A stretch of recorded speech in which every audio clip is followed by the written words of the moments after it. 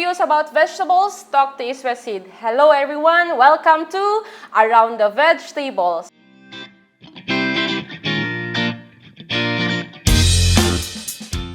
So I'm Lysette Lacambra and your host for this program.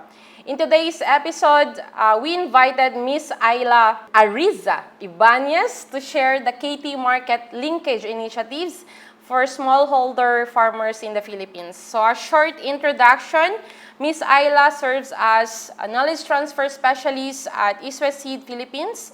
With nearly a decade in the field, she specializes in enhancing vegetable production among smallholder farmers.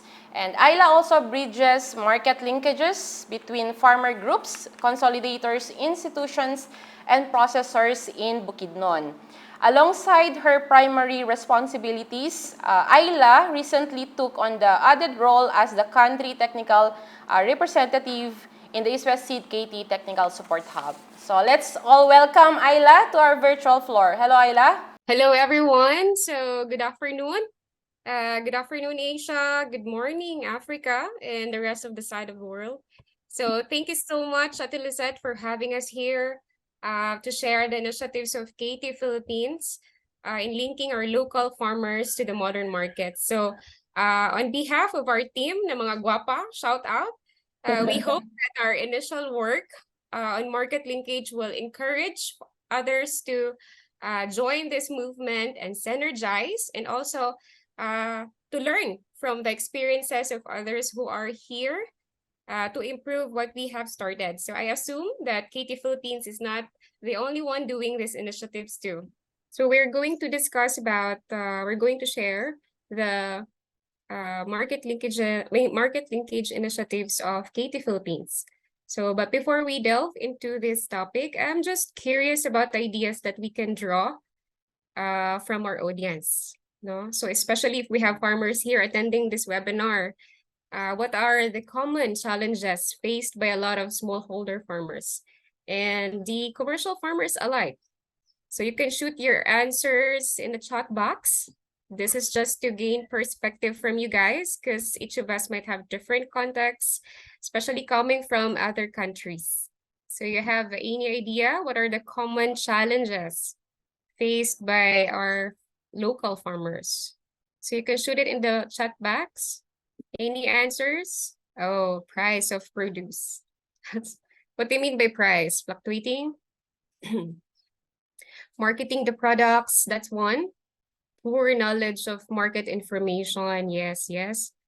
Price, lack of market information, marketing, technical know-how. Yeah, weather. Yes, weather. That's one. It's mostly about marketing, of course, because we're going to discuss that one. Transportation, yes. Transportation. Yes, fluctuation, market price fluctuation. So I guess we can generalize it from all your answers. So We all have right, one from the Facebook page as well. yeah. Land lease, packaging. So I see a lot of interesting answers from our audience. So we can see that farming is not an easy job.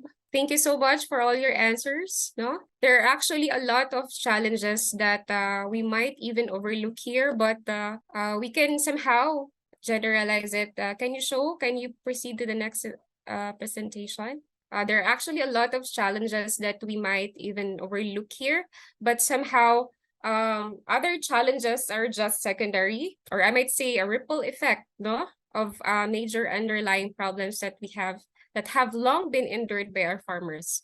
I can even attest to this because I'm also a farmer too. So, but in the Philippine context, and maybe other countries can relate to, these are lack of capital. That's one. This is even more challenging now, no, due to the increasing prices of farm inputs. Secondly, lack of training and education to modern farming techniques, which often results to poor yield, quality issues, and are exacerbated by erratic weather conditions like drought, typhoons, high population of insect pests, and virulent pathogens resistant But lastly, the access to the right market. That's one, no? With the fluctuating prices in the traditional markets, and not to mention the market manipulation by big market players. And of course, the farmers rely so much on it for profitability because this would determine, of course, the sustainability of their next production. So without proper distribution of the local produce, the farmers are in a perpetual cycle of borrowing funds from big traders that hold their produce at the end of the harvesting period.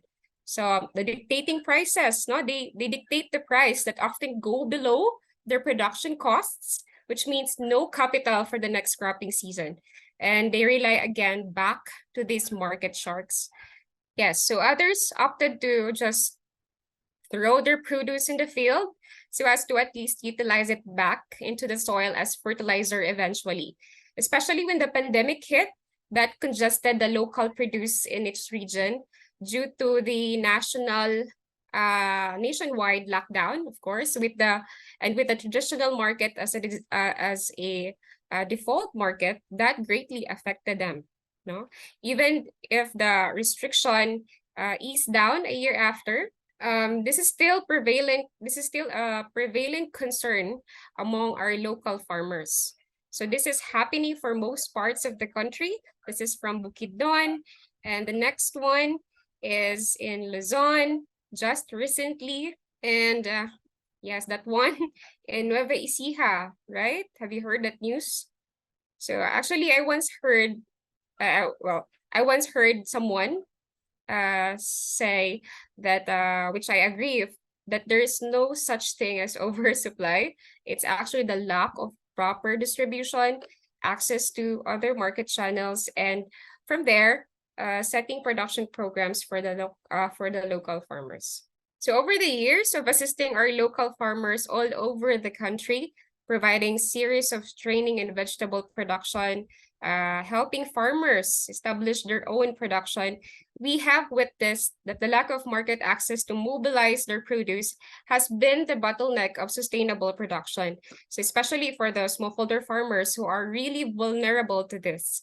So that drives us, no, our team, to extend our service in facilitating market linkage for our local farmers in our project areas. So although we had market integration before, we only resorted to traditional markets. It was not until 2019 that we initially looked for market channels aside from the public markets. That's when we tried small food stalls and a supermarket in an urban area. No, it went well for a time. We kind of got the hang of it until the first quarter of 2020 when the pandemic hit and hampered our starting market intervention. But just as we thought, the end of it was actually made our cause even more relevant, and sought for suitable market channels that we can divert the produce to. So in the Philippines, e-commerce became the trend at that time. So we rode on that as well. We partnered with a startup company that runs an online marketplace for fresh produce. We also linked some of our farmers to a food processor that year. And so with the limitations in traditional markets and with the initial linkage with some modern markets, that became our turning point to intensify our market linkage initiatives. And in 2021, right, because there are great influx of consumers in the hospitals, we also tapped a private hospital until we managed to partner with a consolidation company that bids for supply contracts to public provincial-wide hospitals and eventually other institutions. So based on our collated data, we generated this chart to present the different market channels that we tapped and the corresponding volume in metric tons. So we mobilized from 2019 up to the present. So our farmers in Leyte were able to deliver almost half a metric ton to food stalls, 18 metric tons to private hospitals, 41 metric tons to a concessionaire of a supermarket chain, 216 metric tons to a consolidation company that bids for supply to government institutions such as the public hospitals, provincial detention center, and 40% of this bulk volume went to the provincial-wide supplemental feeding for the malnourished children. So throughout this supply, we have involved 235 key farmers from the provinces of Nueva Ecija, Isabela, Bukidnon, and Leyte through our closed contract projects. And since consolidating all their produce would be a challenge, we connected all our individual key farmers to 3 farmers associations or cooperatives and 3 consolidation companies that have the resources or capital for mobilization and could also provide legal documents that are required by these institutional markets. So these include 1 food processing company, 3 private hospitals, 1 concessionaire, 8 provincial hospitals, 1 detention center, and 2 food stalls. So our intended target consumers for this linkage are the patients, inmates, malnourished children, and the retails, of course. So you might be thinking now that this is a long chain of market intermediaries, but in the Philippines, our traditional market is way more complex than this. So we may not be able to entirely eliminate the intermediaries along the value chain, but at least we're able to reduce it. So how did we go about this market linkage? So we started off with initial meeting with potential insti buyers. That was when we made when we made clear about our objectives and assess if they're suitable for our farmers. So basically, it's like trailblazing for prospect markets. After that, we set a subsequent meeting with the insti buyer to introduce the core farmers group. It's usually a cooperative and or association, and have a direct negotiation. So from there, the core group then convened their cluster members to get commitments from for the supply and relay the terms for each supply project. If settled, the core group then upholds commitment. Could be in the form of a marketing agreement, delivery schedules, or memorandum of agreement. Although most of the market channels that we tap didn't really require this kind of agreement, but as in the case here in Bukidnon, the cooperative really insisted on an MOA as the supply coverage is getting bigger that time. So since the supply kick-started immediately, the supply was sourced from other members of the cooperative, all the while adjusting the production of our key farmers through the preparation of planting and harvesting calendars. When the harvesting came, we then proceeded to channel through the consolidating hub of the cooperative. And if the locations of the farmers are strategic to the nearby hospitals, we deliver the produce directly to them according to the schedule. We encourage the cluster groups to have a regular strat session to update prices, streamline their process, raise concerns or feedbacking, among others. So that's beneficial too. So part of our objective in this initiative is to somehow deviate the farmers from the crazy price fluctuation in the open market. And so we strategically chose those market channels that either participate in biddings, because then you'd know that they have fixed bid prices, which you can arrange a fixed price range for a certain period of time, depending on the duration of each supply project. This fixed range that we offer to the buyer is a fair price that doesn't drop below the break-even price for the farmers. The break-even price of the farmers to a range that doesn't go beyond their insti market's ceiling price. So that's also our considerations. As for the payment terms, if you tap these insti markets, expect consignment of up to 3 weeks or may extend for even a month. no? So it would be strategic also for individual farmers to be involved in farmers cooperatives association to deal with this type of arrangement. So most of the private hospitals though, most of the private hospitals are cash on delivery basis. So it's best to have these type of channels too. I have already discussed the contract a while ago, and we recommend having transactions in black and white, no, for security, not only for the farmers, but and for the organization, but for the buyers as well, to secure the supply that the farmers have committed to. So of course, this journey, this initiative is not a walk in the park. No, we have encountered a lot of challenges along the way too, but those also led us to a lot of realizations that improved our process too. Actually, there are a lot to include here, but for the sake of time, we only highlight these four. So first, linking to institutional markets require formal structured organizations, no? So the process is because the process is too complex for individual farmers, thus the need for association or cooperatives and consolidation companies. Yes, so when starting up, so the required quantity is still minimal, no? So, but of course, as a startup, the focus is to just be consistent with the supply and quality of produce to build reputation and relationship with the insti buyers.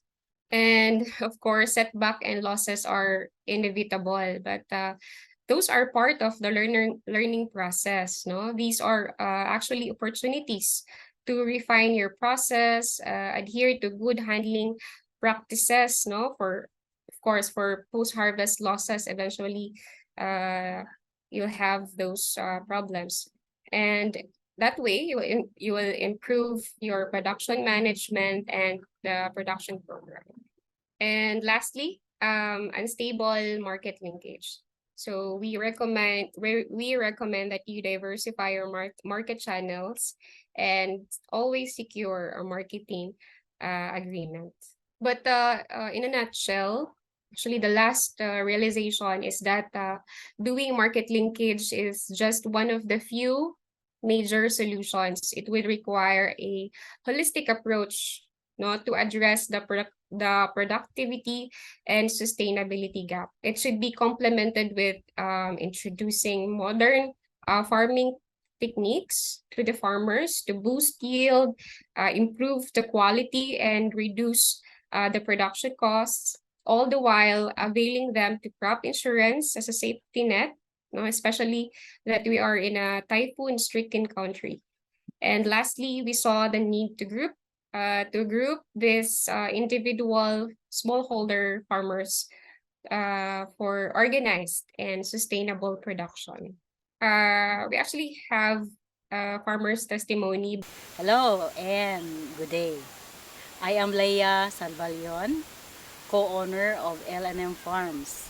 L&M Farms is an integrated farm which is located in Purok 2, also called Sitio Hudoong, in Paradise, Cabanglasan. Cabanglasan is a third-class municipality, by the way. So it's not, it's accessible by road, but it's quite far from the nearest highway, which is near in Aglayan.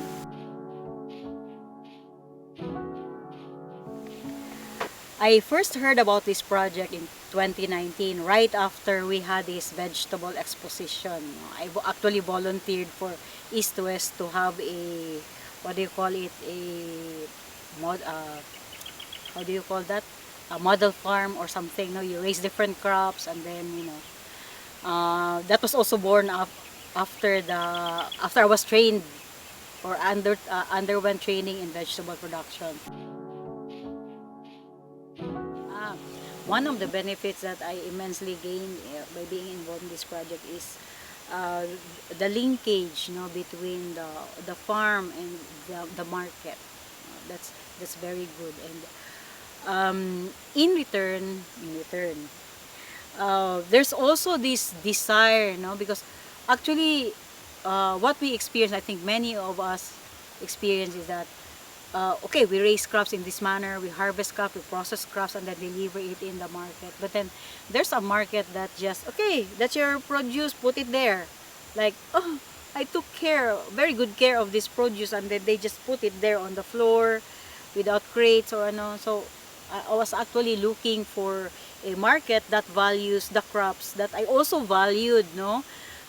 Valued from the moment it was grown up to the moment it was delivered to them. So I would expect that that is the same respect that they would give to my crops. So I think the market that I am that was introduced to me by the Asia team, I would say appreciated that, no, our delivery of uh, clean, quality produce.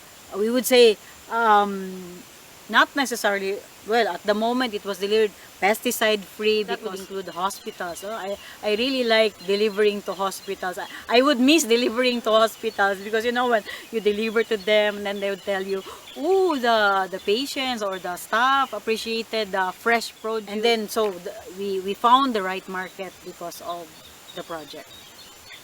So yes, throughout our marketing journey, we also synergized with different teams, no, from the commercial company, of course, our the research and development department, PDS, and the marketing and sales department. Of course, our project partners who share the same vision. Phil Rice of Department of Agriculture and HR and HR.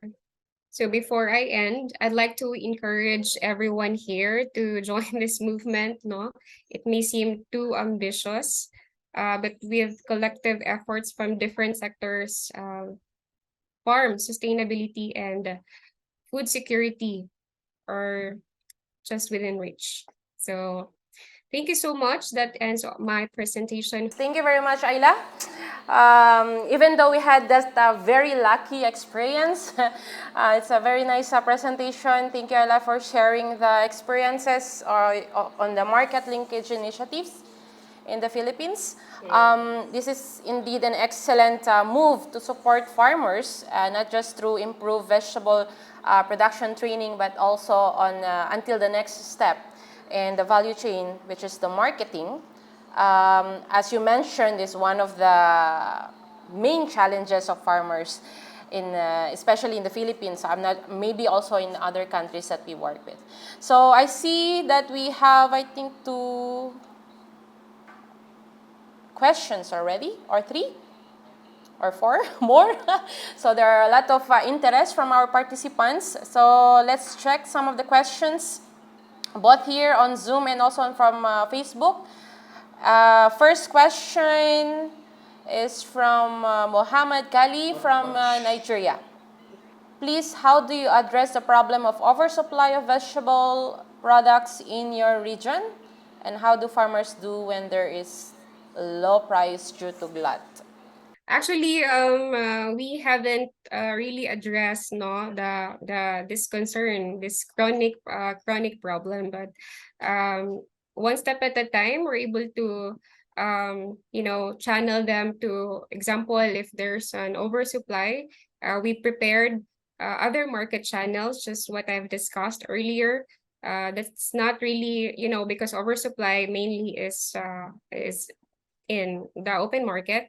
We know that one because of low of supply and demand. So if there's then the prices would drop, no. But the oversupply, that's our part of our movement to channel some of these produce to other markets, no, like just like instant market. But in our case, we have I think eight market channels, no, so that somehow help the oversupply in our community. But that's too there's still a lot of work to do, but somehow that reduces the oversupply here. Just what I've said, no, we arranged a fixed price range for for instant markets, just like the food processor, we can they arranged a fixed price, especially if you're GAP certified. They give you a premium price, no, because that requires them GAP produce, because they are also adopting good manufacturing practices. Also, when we top the instant market, just like the one that we had in Bukidnon, so initially from the exception, during the start of the negotiation, we already arranged them that we will have this certain price, fixed price range, not fixed price, but fixed price range. So that's about it. From Yusuf, is the market linkage limited to the farmers you are working with, or does it include the other farmers around? That's a good question, Yusuf. Our problem actually when we started this linkage is we lack supply, from our key farmers. So that's opposite to what Mohammed is asking a while ago, about the oversupply. Actually, our problem along our initiative is the lack of supply. So that's why that's also the benefit of tapping cooperatives or association, because they also have farmers, farmer members that they can source these supply or produce from. So that's a good thing, no? It's very important to tap or to empower this, reinforce this farmer cooperatives and associations, because that's where you can find pool of individual smallholder farmers. From Ramid, how will this work in areas in Africa where the market is not defined? Also a good question. Aila, do you have some thoughts about it? Maybe I can throw it back to the African team. Exactly. I like to call Yusuf. Yes, Ayla. But yeah, this is just what we had in the Philippines, but you might get something from it, no? And maybe our team from Africa may can start this movement too. That's why we have this kind of discussion, so as to synergize with one another and start Yeah. the same movement that we had here in your country. Yeah, I think it's also important to define or to survey what are the existing market that is in your area. For example, Ramid in Ghana, what are the existing markets that is there in Ghana that you can tap for this kind of marketing scheme? Yeah. Yeah, situation analysis is important before you enter a certain area. Yes, that's true. From Mela, are there any parts of your value chain that don't create significant value and could be outsourced or eliminated to substantially reduce costs? So far, we don't have any issues about it because each value chain actor play their own role. So for the producers, of course, we need their supply, and also for we need to have a consolidating party. So that's the cooperative, because they have the logistics, they have the capital to safeguard this consignment terms. And institutional, they are directly linked to institutional markets, and that's where the end consumers rely on. Question from anonymous participant. I think the food processing sectors has a big potential. Will there be a chance to bring this about to farmers level or cooperative? Well, for the food processing company, we can tap. Actually, we've been tapping we've been linking our farmers to a food processing company through a third party processor. But the constraint there is they require a legal document, like official receipts, which the cooperative and the association could only provide. Well, for big I mean, big landowners or commercial farmers can provide that. So I think that's not an issue at all. But for those smallholders, they have to rely on farmer cooperatives and association for that matter. So what challenges have you met during your work on market linkages? The first one is when we tap a single private hospital, the quantity is really minimal. So that's one. But our one farmer actually supplied that a certain hospital. We started off that one hospital, but she really persisted to continually supply and be consistent with her produce and quality. So that's why that opens more opportunities for her, that opened more opportunities for her to tap other other market channels too, like other hospitals. Other one is of course the legal documents, no, the official receipts, sales invoices. So if you ask a single an individual smallholder farmer, they would answer that they have no this they don't have these legal documents. So it's very wise to tap cooperatives and associations. That's one.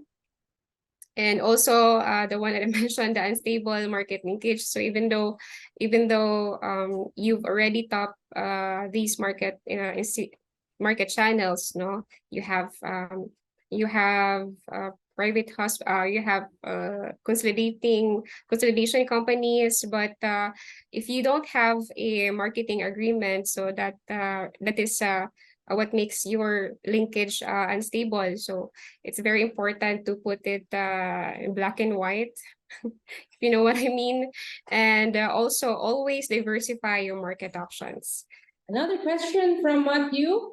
What approach do we suggest for the cooperatives when there are crop failures or other reasons why they can't deliver according to the contract? We have similar experiences, no? Our farmer members, some of their farmer members also doesn't some of them don't meet the requirements because of like crop damage. So that's why we introduced this. We reminded everyone to adopt this holistic approach.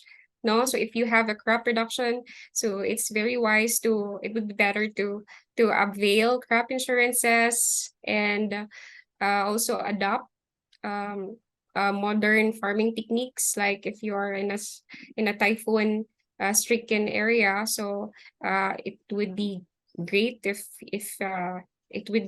you invest in protective structures. It's not necessarily a sophisticated one, but at least a low cost, one that serves its purpose. Yeah. You mentioned, Ayla, yes. You mentioned a very good point on the crop insurance, and I think the holistic approach also that you mentioned a while ago is that includes the crop insurance. The farmers, all the farmers have that access to this crop insurance, and how do they apply for this crop insurance? Yeah, I'm not sure if there are other private crop insurances in the country. But so far, as far as I know, the Philippine Crop Insurance Corporation offers this type of investment, no? So if you are a registered farmer through their RSBSA, if you're an RSBSA farmer member, so you can avail their crop insurance package. So you only have to be registered to that, and then you'll be evaluated if your crop has really damage. So yeah, it's free. It's free for all farmers here in the Philippines. And also another suggestion for I think it's also wise to remind our farmers, no, that they have to allocate a certain portion of their money or capital and set it aside just in case something happens in their farm or in their production area. So yeah, risk management. Yeah, thank you very much. And is there any like you mentioned contract and back to the crop failures? Is it one of the how do you call it? Is it mentioned in the contract that there's some of the how do you call it? How do the company or the consolidators will address the crop failures? Will they have a punishments or things like that if they are not able to bring the demands or the supply to these consolidators? Yes, for that case, it the contract only stipulates like they don't have that condition yet based on our experience. They don't penalize you for for failing to deliver this kind of this requirement, weekly requirement or daily requirement. But we don't have that experience yet. So, Okay, but I'm not sure, but that's a good yeah. point. Yeah, but something to discuss with your farmers. I think you have a regular meeting also with consolidators and with the farmers to bring in concerns regarding these initiatives, market linkage initiatives. So to learn from their experiences and also the challenges that they usually encounter. So I think that ends our questions. Thank you, everyone. We don't have any questions also on the Facebook. No, we don't have any questions anymore. So thank you, everyone, for joining us. Thank you for keeping staying for until now for the presentation of Aila. Thank you, Aila, for sharing your experiences in the Philippines. And yeah, to the participants who stayed with us until the end, even if with the technical issues. That's the end of our episode. Do you have any questions you would like to be answered in the future episodes or topics that you would like to learn more about? Just contact us or share your suggestions in the comment section or contact your technical support hub members in your country. So stay tuned for the next episode of Around the VegTable. Curious about vegetables? Talk to Iswes Seed. Bye-bye. Thank you, everyone.